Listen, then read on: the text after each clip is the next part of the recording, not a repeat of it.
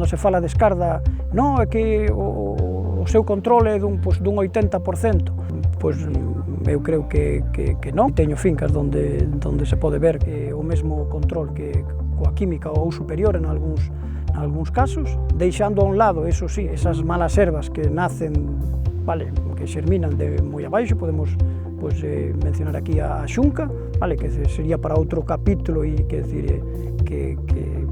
ten o seu traballo diferente, pero dende logo que os progresos que fixemos estes anos coa escarda mecánica foron moito máis rápidos que coa química. A primeira recomendación que o terreo este ben preparado. O que entendemos por ben preparado, que a estrutura do suelo se manexara co seu tempero correspondente, un pouco en contraposición con outro tipo de labores posteriores, que o millo quede o suficientemente enterrado.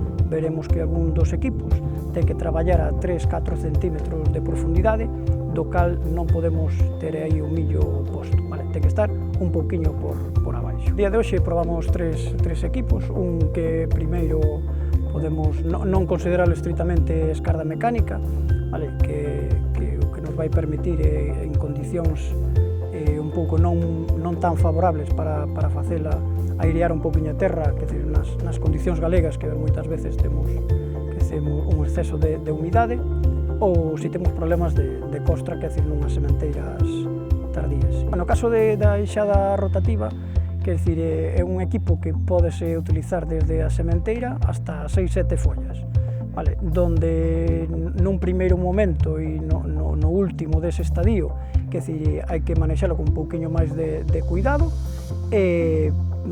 baixando a súa velocidade de uso a 10 km por hora, e nun momento máis óptimo onde podemos chegar aos 20 km por hora. Ventaxas, que fai ese primeiro preparado e deixa a terra, ao deixar a terra un poquinho suelta, esas malas ervas que van a enraizar peor.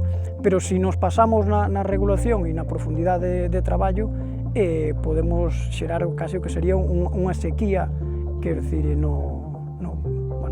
nivel de planta, neste caso a nivel de millo. A gradilla é un pouco todo o terreo, vale?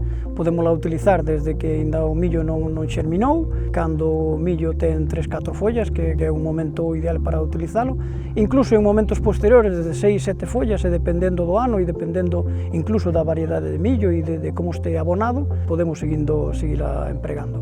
O seu potencial que traballa como preventivo. Evidentemente, o gran inconveniente desta máquina é que se temos que traballar con ela de forma agresiva, podemos levantar o millo tamén, vale? Pero temos que ter controlados os tempos e, repito, importantísimo, o enterrado do millo, para poder pasar con ela e non levante o cultivo, que ao final é o que queremos sacar adiante. Un pouco a vinadora, cando, pola razón que sexa, que as cousas non foron tan ben no control de malas ervas como que xeramos que estuvera indo, vale, podemos dicir que é un tratamento curativo, que xa as malas ervas van un pouquiño grandes, que xa a gradilla non me funciona, pois aí, vale, xa teño que utilizar o corte, porque si, é a única das tres que probamos que sí que non é unha escarda a cegas, vale, hai que respetar a liña de cultivo, e as outras dúas, o único que hai que respetar é non pisar co trator que está tirando da máquina, que é unha escarda a cegas,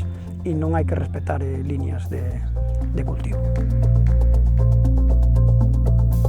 A primeira ventaxa e o que me levou, nos levou o equipo que estamos traballando neso a seguir adiante, nun primeiro momento, foi a implantación do cultivo posterior. Vale, a implantación de praderas, pues, evidentemente, aí non había residuos de ningún tipo de herbicida e, polo tanto, a implantación nese sentido inmellorable. E nun segundo ano, a xestión da auga do solo. Vale, esa terra que movemos, que nos crea esa pequena película de terra suelta e evita que a pérdida de agua por capilaridade, foron os dous factores un pouco que dixo, bueno, pues vamos a intentalo.